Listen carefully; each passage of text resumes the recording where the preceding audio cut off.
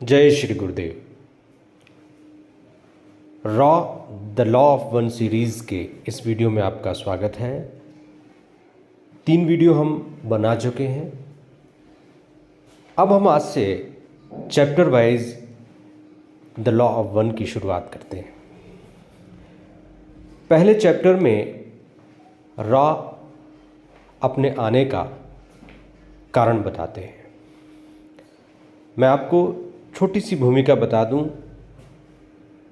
3 आध्यात्मिक सीकर्स जो 19 साल तक लगातार अलौकिक सभ्यताओं से संपर्क की कोशिश करते रहे, एक दिन अचानक ध्यान की अवस्था में उन 3 में से एक महिला साधक कार्ला, उसके मुंह से कुछ आवाज़ें निकलना शुरू होती हैं।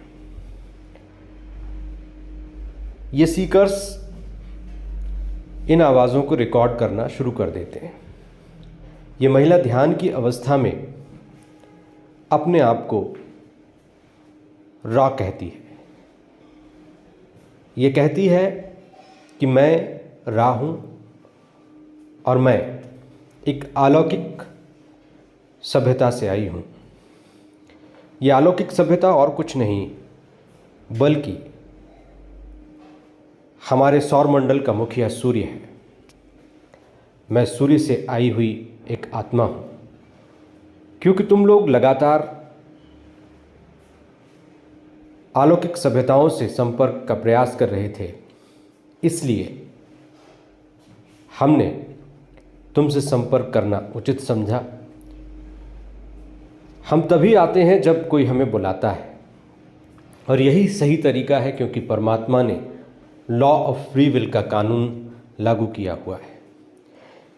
यानी हर सभ्यता, हर व्यक्ति स्वतंत्र इच्छा शक्ति का मालिक है और उसे तभी सहायता दी जा सकती है जब वो सहायता के लिए पुकारे।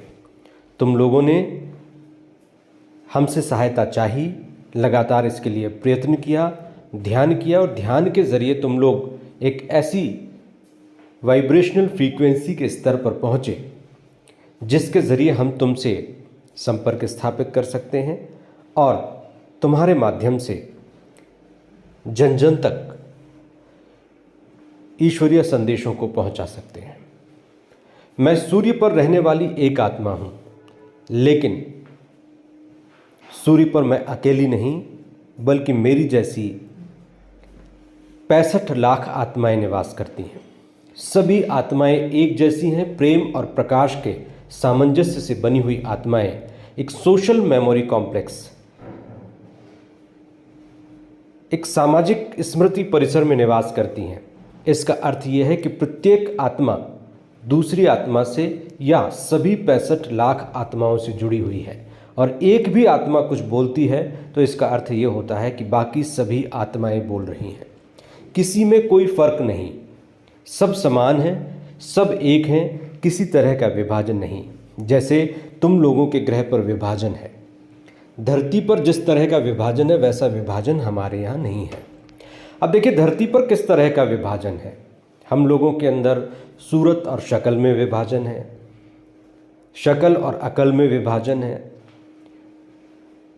धन दौलत पद प्रतिष्ठा मान सम्मान में विभाजन है, देशों के विभाजन है, राज्यों के विभाजन है, जातियों के विभाजन है, धर्मों के विभाजन है, मत पंथ संप्रदाय विचारधाराओं के विभाजन है, क्षेत्रवाद है, जातिवाद, धर्मवाद, अनेक तरह के वादों में मानव जाति ने खुद को विभाजित कर लिया है।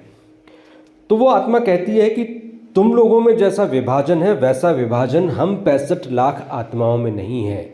हम सब एक ही स्मृति परिसर में एक ही तरह की जिंदगी जीते हैं और अनंत रचयिता के प्रेम और प्रकाश में खुद को उत्तरोत्तर उन्नति की तरफ आगे ले जाते हैं। ये परमात्मा की व्यवस्था का अंग है, अंश है, उस व्यवस्था का हिस्सा है जिसमें उसके खेल में, उसके माया जाल में एक आत्मा प्रथम घनत्वता के ग्रह में जन्म लेती है और प्रथम घनत्वता के स्तर पर वो जलवायु के रूप में जीवन की उत्पत्ति का साधन बनती है। फिर वो खुद जीवन बनती है। एक कोशीय जीव से लेकर जीव जंतु, पेड़ पौधे, तक की यात्रा करती है, जिसको दूसरी घनत्वता कहते हैं। तीसरी घनत्वता में वो मानव जाति के रूप में परिवर्तित हो जाती है। 64 लाख योनियों का जो समीकरण हमारे धर्म ग्रंथों में बताया गया है, कुछ इसी तरह की बात ये रॉ कहती है।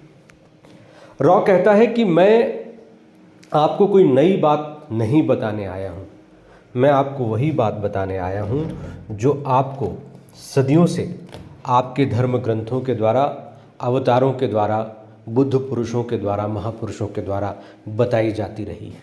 बस मैं इसे कुछ नए तरीके से बताने की कोशिश करूँगा, क्योंकि तुम लोगों ने प्राचीन काल में हमारे माध्यम से जो ज्ञान इस धरती पर आया था, उस ज्ञान में कुछ घट बढ़ कर दी है। अपने हिसाब से कुछ जोड़ दिया और अपने हिसाब से कुछ घटा लिया। स्वार्थी लोगों ने ईश्वरीय ज्ञान में परिवर्तन कर दिया, उसे विकृत कर दिया, उसे विभाजन का कारण बना दिया। आज धर्म ग्रंथ विभाजन का कारण सिर्फ इसलिए बन गए क्योंकि उनमें मानव की बुद्धि ने और मानव की बुद्धि के रूप में रावण की बुद्धि ने खेल कर दिया। रा कहते हैं कि इस दुनिया में दो तरह की ताकतें हैं। ईश्वर जब सृष्टि की रचना करता है तो वो पॉजिटिव और नेगेटिव दो तरह की ऊर्जाओं की रचना करता है। आप इसको इस तरह से समझ सकते हैं कि यदि हमें शून्य में से कुछ अंक निकालने पड़ेंगे तो हम कैसे निकालेंगे। यदि हमें शून्य में से 2 अंक निकालने हों तो हम क्या करेंगे, 1 + 1 और 1 - 1। 1 + 1 और 1 - 1 को हम जब जोड़ेंगे तो शून्य बचेगा। तो शून्य में से हम 1 + 1 और 1 - 1 निकाल सकते हैं। 1 + 1000 - 1000 निकाल सकते हैं। +1 करोड़ - 1 करोड़ निकाल सकते हैं। यानी 1 करोड़ निकालने के लिए हमें 1 करोड़ माइनस भी निकालने पड़ेंगे। तो रॉ कहते हैं कि इसी तरह से ईश्वर जब सृष्टि की रचना करता है तो वो प्लस और माइनस दोनों तरह की सत्ताओं की रचना करता है, क्योंकि यही प्रकृति का नियम है। इसलिए जब सृष्टि की रचना होती है तो सकारात्मक ऊर्जा के साथ नकारात्मक ऊर्जा भी पैदा होती है।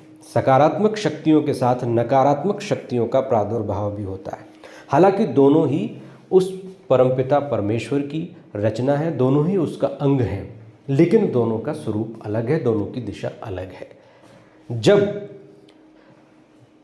कोई ग्रह तीसरी घनत्वता में होता है, 3rd डेंसिटी में होता है, तो वहाँ पर सकारात्मक और नकारात्मक दोनों तरह की शक्तियाँ एक साथ मौजूद होती हैं। इसलिए जब मानव जाति आगे बढ़ती है तो उसका सकारात्मक शक्ति भी सहयोग कर सकती है, नकारात्मक शक्ति भी सहयोग कर सकती है। बात सिर्फ उसके झुकाव की है। यदि वो सकारात्मक शक्ति की तरफ झुकाव रखेगा तो सकारात्मक शक्ति उसका सहयोग करेगी। यदि उसका झुकाव नकारात्मक शक्ति की तरफ होगा तो नकारात्मक शक्ति उसकी मदद करेगी। लेकिन यहाँ पर ध्यान रखने वाली बात यह है कि यदि सकारात्मक शक्ति सहयोग करती है तो व्यक्ति सकारात्मक दिशा में आगे बढ़ता है, उसकी उन्नति सकारात्मक दिशा में होती है। वो सतयुग में प्रवेश करता है, 4थी घनत्वता में प्रवेश करता है, फिर 5वीं घनत्वता में प्रवेश करता है, फिर 6वीं घनत्वता में, फिर 7वीं घनत्वता में, और फिर उस रचनाकार से एकाकार हो जाता है। लेकिन यदि वो नकारात्मक शक्तियों के प्रभाव में आ जाता है, नकारात्मक दिशा में आगे बढ़ता है, विभाजन में यकीन रखता है, ऊंच नीच, मेरा पराया, राग द्वेष ईर्ष्या में यकीन रखता है, तो वो नकारात्मक दिशा में उन्नति करता है। वो भी तीसरी घनत्वता से 4थी घनत्वता में प्रवेश करता है, लेकिन उसे 4थी घनत्वता नकारात्मक मिलती है, फिर 5वीं घनत्वता नकारात्मक मिलती है, फिर 6वीं घनत्वता नकारात्मक मिलती है। इस तरह से वो रचनाकार से दूर होता चला जाता है, रचनाकार की दिशा के विपरीत जाता है।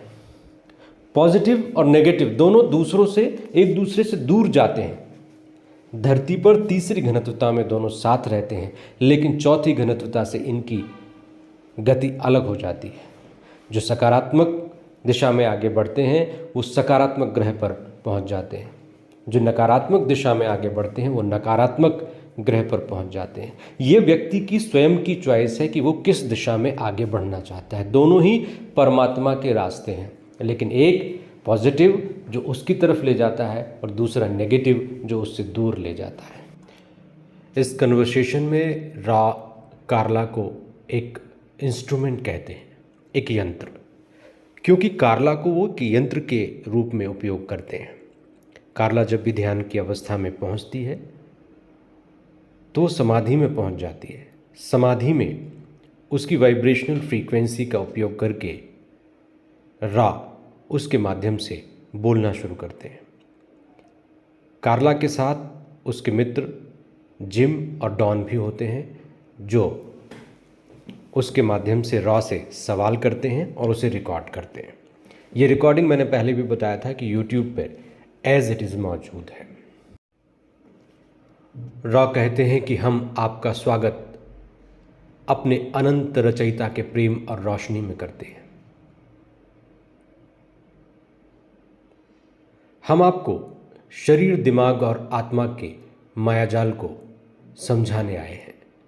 हम सत्य की खोज में आपकी मदद करने आए हैं।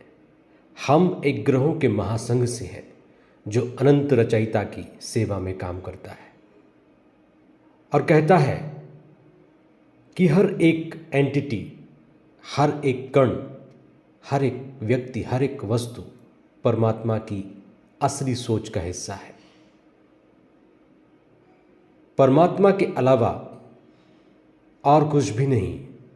कोई भी अपने आप को उस परमात्मा से अलग न समझे। सब ब्रह्मांड का हिस्सा है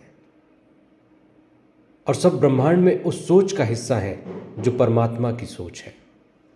सब कुछ वाइब्रेट कर रहा है, कुछ भी स्थिर नहीं है। जो स्थिर दिखाई देता है वो भी स्थिर नहीं है। सब कुछ परमात्मा की नाचती हुई सोच का हिस्सा है।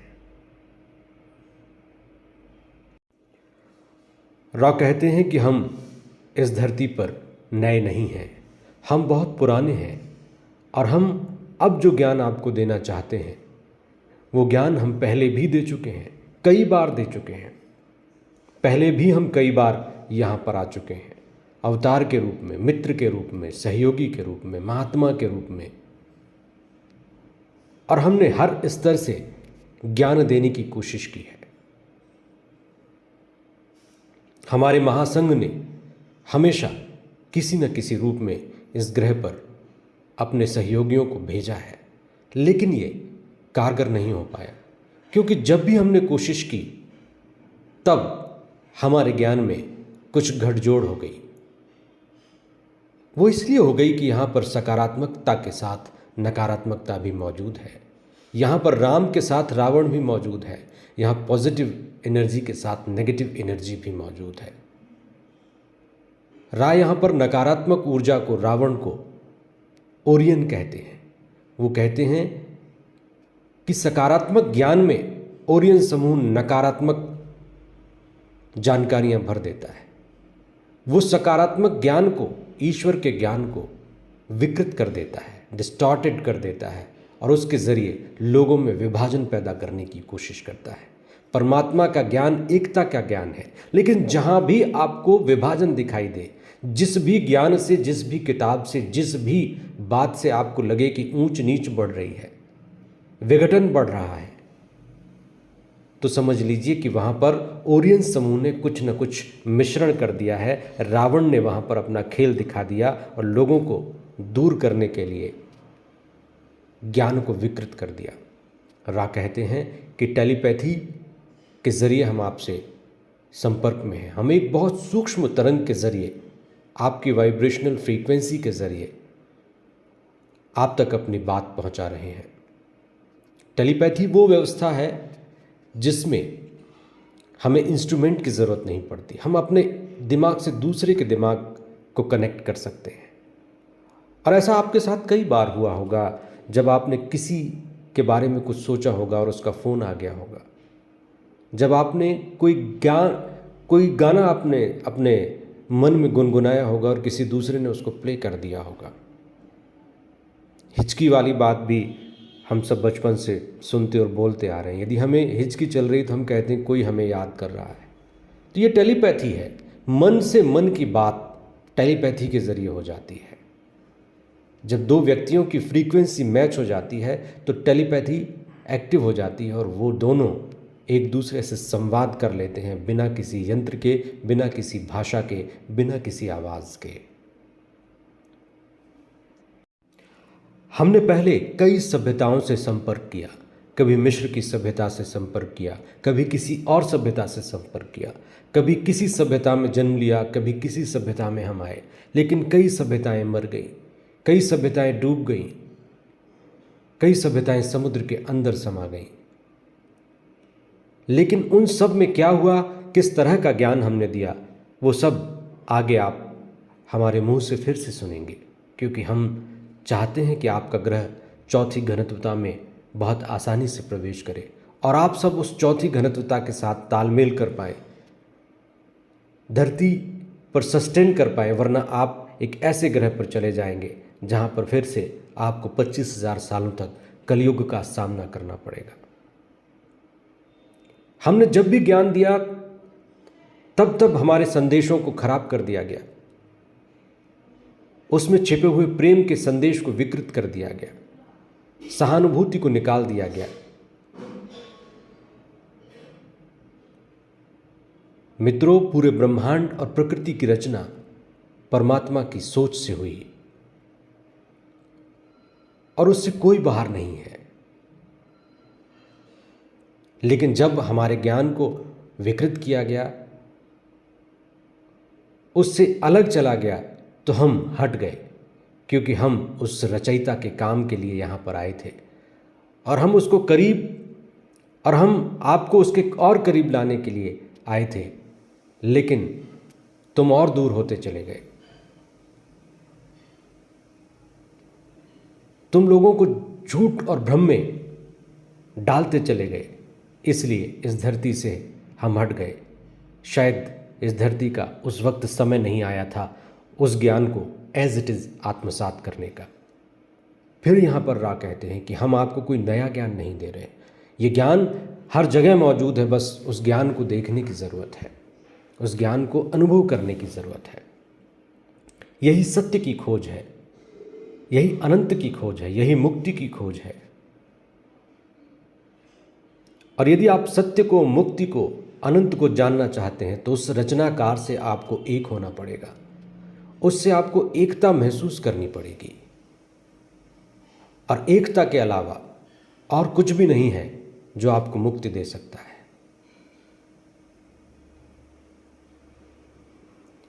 यदि तुम सूर्य की रोशनी को देखते हो प्रिज्म से, तो देखते हो कि वो 7 रंगों में विभाजित हो जाती है, लेकिन रोशनी एक ही होती है, परमात्मा एक ही है। ये जितने भी स्वरूप तुम देख रहे हो, ये जितने भी रूप तुम देख रहे हो, वो सब प्रिज्म के कारण, माया के कारण एक परमात्मा से अनेक में विभक्त हो गए। ये माया भी उस परमात्मा की है। ये परमात्मा का इंद्रधनुष है जिसके रंग तुम देख रहे हो। रोशनी एक ही है। ये उदाहरण है, ये एक तरीका है जिसके जरिए हम तुम्हें समझाना चाहते हैं। मेरे मित्रों, मेरे दोस्तों, वास्तव में कुछ भी सही और गलत नहीं, कुछ भी विभाजित नहीं। ये जो विभाजन तुम्हें दिख रहा है, ये विभाजन सिर्फ एक कल्पना है, एक सोच है। तुम्हारा शरीर, दिमाग और आत्मा नाच रहे हैं, मौज कर रहे हैं, आनंद ले रहे हैं, अनुभव ले रहे हैं, और ये सब एक समय पर आकर एक ही जगह और एक ही समय में घुल मिल जाएगा। ये विभाजन जरूरी नहीं, ये विभाजन तुमने खुद चुना है। तुम इस धरती पर आए हो क्योंकि तुम्हें यहाँ के अनुभव लेने थे। तुमने खुद अपने दुख चुने हैं, तुमने खुद अपने सुख चुने हैं, तुमने खुद अपने जीवन की स्थितियां चुनी हैं। तुमने खुद को इस विभाजन में डाला है, ये सीखने के लिए कि विभाजन से एकता के रास्ते पर कैसे चला जा सकता है। तुमने खुद चैलेंजेस लिए हैं, जैसे तुम किसी खेल में चैलेंज स्वीकार करते हो, स्टेजेस स्वीकार करते हो, टारगेट सेट करते हो और चाहते हो कि उस टारगेट को क्रॉस करके तुम विजयी हो जाओ। इसी तरह से तुम इस खेल के मैदान में खुद अपनी पसंद से उतरे हो और तुम सोचते हो कि सब कुछ विभाजित है। कुछ भी विभाजित नहीं है मेरे दोस्त, सब कुछ एक ही है।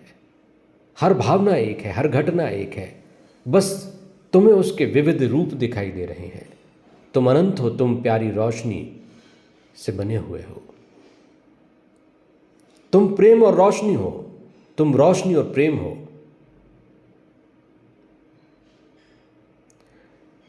अब डॉन रॉ से सवाल करते हैं कि क्या आप हमें बता सकते हैं कि हमारी धरती पर क्या बदलाव होने वाले हैं। तब रॉ कहते हैं कि ये कटाई का वक्त है, हार्वेस्टिंग का दौर। हार्वेस्टिंग का अर्थ क्या होता है? जब भी फसल पक जाती है तो उसकी कटाई होती है।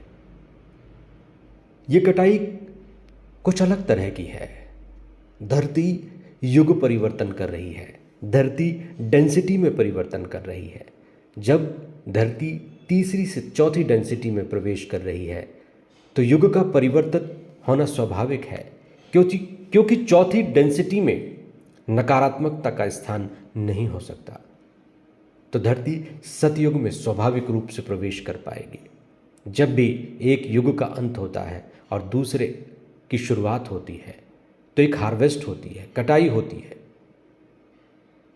खरपतवार हटा दी जाती है, जो नकारात्मकता के रास्ते पर है उनको इस धरती से हटा दिया जाएगा। उन्हें उस ग्रह में पहुंचा दिया जाएगा जहां पर नकारात्मक वातावरण है। जैसे धरती पर पिछले 25,000 साल से सकारात्मक और नकारात्मक दोनों ही एक साथ चल रहे हैं, तो कुछ इसी तरह की स्थितियों में उन्हें भेज दिया जाएगा। और जिन लोगों को सतयुग में जाना होगा, जो 4th डेंसिटी में जाना चाहेंगे, उन्हें उसके लिए तैयारी करनी पड़ेगी। उन्हें उसके लिए अपने आप को सकारात्मकता के साथ ढालना होगा। उन्हें ओरियन का, उन्हें रावण का सहयोग लेना बंद करना पड़ेगा। उन्हें विभाजन से अपने आप को हटाना पड़ेगा। उन्हें सकारात्मकता के साथ आगे बढ़ना पड़ेगा। उन्हें सकारात्मक रास्ते को अख्तियार करना पड़ेगा। उन्हें सर्विस टू अदर्स के रास्ते पर चलना पड़ेगा। जो सर्विस टू सेल्फ के रास्ते पर चल रहे हैं, यानी खुद की सेवा और खुद ही मेवा के रास्ते पर चल रहे हैं, वो सतयुग में प्रवेश नहीं कर पाएंगे। उन्हें 25,000 सालों के लिए दूसरे ग्रह पर जाना पड़ेगा। हर धर्म में इसके बारे में बताया गया है। रा कहते हैं कि इस परिवर्तन के संकेत आज से नहीं, लंबे समय से हम आपको दे रहे हैं। हम 6वीं घनत्वता से हैं, धरती तीसरी घनत्वता में है, फिर ये चौथी में पहुंचेगी, फिर 5वीं में। चौथी घनत्वता में यहाँ प्रेम होगा, चौथी घनत्वता में यहाँ प्रेम होगा, 5वीं घनत्वता में यहाँ रोशनी होगी, यानी ज्ञान होगा। चौथी और 5वीं प्रेम और ज्ञान, प्रेम और रोशनी से मिलकर 6वीं घनत्वता बनती है, जिसमें हम हैं। इससे भी आगे घनत्वताएं हैं। रचनाकार का असीम विस्तार है। जहाँ तक आप जाना चाहें चले जाएं, वरना उसमें समाना चाहें तो वो रास्ता भी हम आपको आगे बताएंगे। हम आपको तरीका बताएंगे। लेकिन दोस्तों, सतयुग को बोल देने से सतयुग नहीं मिल जाता। सतयुग की कल्पना करने से सतयुग नहीं मिल जाता। धरती यदि सतयुग में प्रवेश कर रही है तो आपको भी सतोगुणी बनना पड़ेगा। और मेरे मित्रों, परम पूज्य गुरुदेव श्री रामलाल जी सियाग ने भी यही कहा कि मैं मानवता को सतोगुणी बनाने आया हूँ। मैं मानवता में सतोगुण के उत्थान के लिए आया हूँ। और ये उद्देश्य इसीलिए था क्योंकि गुरुदेव भी कहते थे कि धरती सतयुग में प्रवेश कर चुकी है। इसलिए सतयुग में यदि रहना है, 4th डेंसिटी में यदि रहना है, तो सतोगुण का उत्थान करना पड़ेगा। और गुरुदेव श्री रामलाल जी सियाग ने इसके लिए बहुत आसान तरीका बताया। उन्होंने कहा कि आप मेरी तस्वीर देखिए और मैं जो मंत्र आपको देता हूँ 2 शब्दों का, उस मंत्र का उच्चारण कीजिए, आपकी कुंडलिनी कुछ ही मिनट में जागृत हो जाएगी। फिर 15 मिनट सुबह ध्यान कीजिए, 15 मिनट शाम को ध्यान कीजिए, मंत्र जाप करते रहिए। फिर जो भी कुछ कराना होगा कुंडलिनी कराएगी। फिर आपको वो तमोगुण और रजोगुण से मुक्त करके सतोगुण में स्थापित कर देगी। आपके शरीर की वाइब्रेशनल फ्रीक्वेंसी को बदल देगी। आप सतयुग में 4th डेंसिटी में प्रवेश कर पाएंगे। इसके लिए वो तैयारी कर देगी और इसी का नाम सिद्ध योग है। तो राय यहां पर कहते हैं कि कहीं कोई विभाजन नहीं है, हमारे और तुम्हारे अंदर भी विभाजन नहीं है। अंतर सिर्फ यात्रा का है। हमारी यात्रा थोड़ी आगे बढ़ गई, तुम्हारी यात्रा थोड़ी पीछे है। तुम भी हमारे स्तर पर आ जाओगे, 4थे पर आओगे, 5वें पर आओगे, फिर हमारे स्तर पर आ जाओगे। हम बस तुम्हें इस एक के ज्ञान को देने आए हैं। हम भगवान बनने नहीं आए, हम देवता बनने नहीं आए। हम ये भी नहीं चाहते कि तुम हमारी पूजा करो। हम तो ये चाहते हैं कि हम जो रास्ता तुम्हें दिखा रहे हैं, जो बातें तुम्हें बता रहे हैं, उन्हें तुम सीखो, समझो, उनके आधार पर तुम अपने जीवन को गढ़ने की कोशिश करो। लेकिन हम फिर कह रहे हैं कि ये ज़रूरी नहीं कि तुम हमारी बातें मानो, ये ज़रूरी नहीं कि तुम हमारे रास्ते पर चलो। तुम स्वतंत्र हो, क्योंकि परमात्मा ने फ्री विल का कानून लागू किया है। जो सकारात्मक दिशा में आगे बढ़ना चाहते हैं उसे इस कानून का बार बार ध्यान रखना चाहिए कि हम किसी दूसरे की स्वतंत्र इच्छा शक्ति की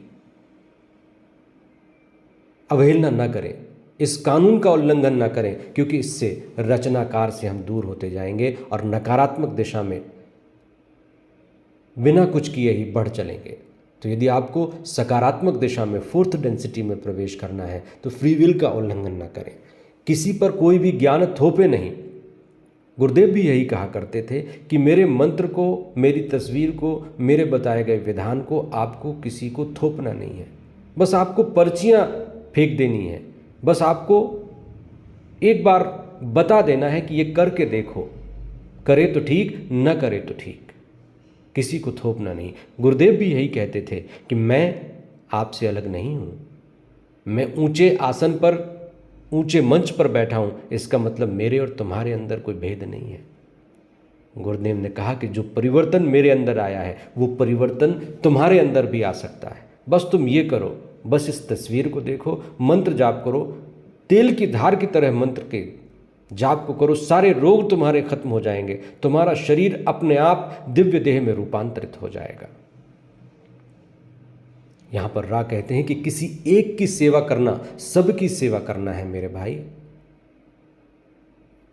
और वो कहते हैं कि ब्रह्मांड में केवल एक ही सबसे कीमती चीज है, सीखना, सीखना और सीखना।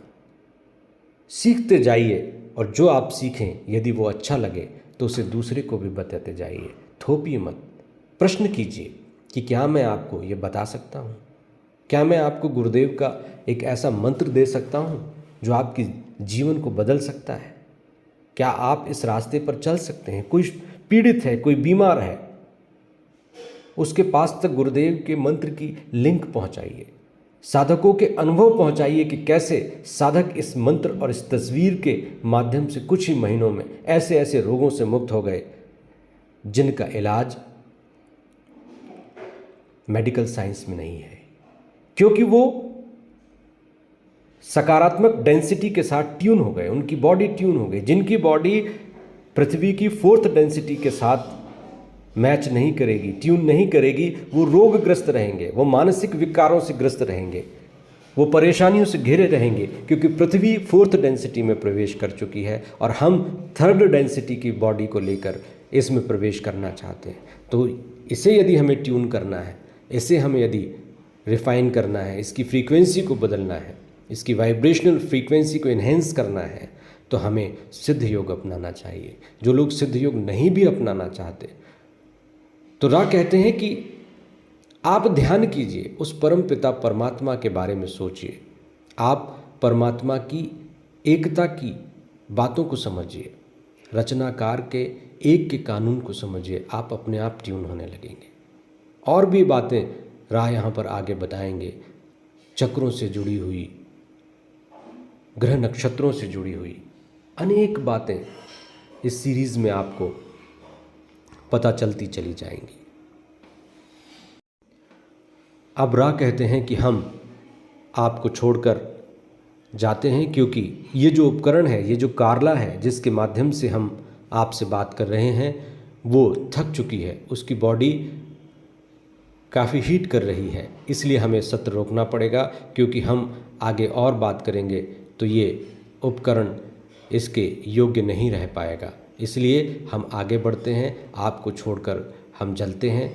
आप भी चलते रहिए। अनंत रचयिता के शक्ति, प्रेम और शांति में आपका स्वागत है। आप इसमें हिलोरे मारिए, अनंत रचयिता के एक के कानून के साथ अपने आप को ट्यून कीजिए। बहुत बहुत धन्यवाद। आज वीडियो में इतना ही।